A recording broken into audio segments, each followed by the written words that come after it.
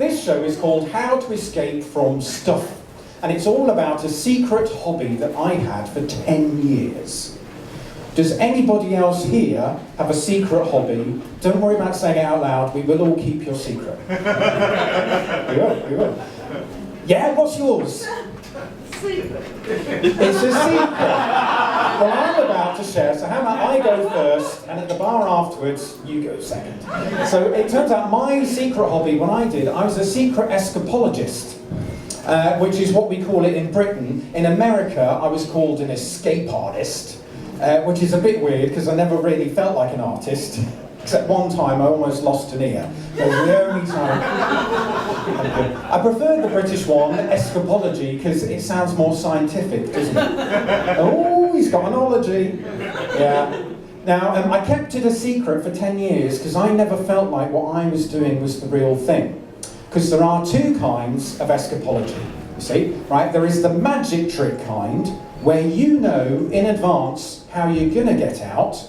I call them wimps. Then there's the kind that I did, which is where you get tied up by anyone with anything and give it a go. Which is much more practical. Yeah? And it turns out it's quite zeitgeisty, because it's how we're doing Brexit. Do you want a guarantee in advance we know what we're doing and we can succeed at this? No! We're just going to give it to anyone with any skills, give it a go, see how it comes out. That's exactly right. I think that the desire to escape is a very primal skill. It's very hardwired, isn't it? If you lock somebody in a box, they're just not happy. So I explain this hobby as it's essential to our survival. It's like eating and breathing and wanting to smack Nigel Farage in the face. It's one of those things, you just got to do it. You have. So done that. Right, I'm a bit blind to what's normal, so can I just check with you all, you have all been tied up at some point, haven't you? Come on, beach holiday in Wales. Cowboys and Indigenous Americans. You've all been good, because believe it or not, I need this show to be mainstream.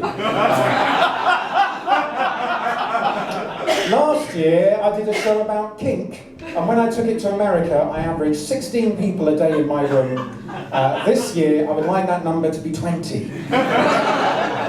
So, yes, so we've done that joke. Right. So how did I've got to admit, right, a couple of times, once or twice, maybe a few, I did meet people who wanted to tie me up like bedroom. But that's not this show, that's last year. I did, and that was how I started practicing the escapes. But even though it was in the bedroom, for me this hobby was never sexual. For two reasons. First of all, when you're trying to escape, you're a bit busy. There's a lot going on. Right, you know when you're 4 chapters away from the end of a good book, and your partner starts waving their bits in your face. And you're like, no, I want to know how Harry defeats Voldemort. That really dates me, doesn't it? Book. Yeah. Alright, you know when you're 4 episodes away from the end of Stranger Things on Netflix, and your husband starts waving a cock in your face?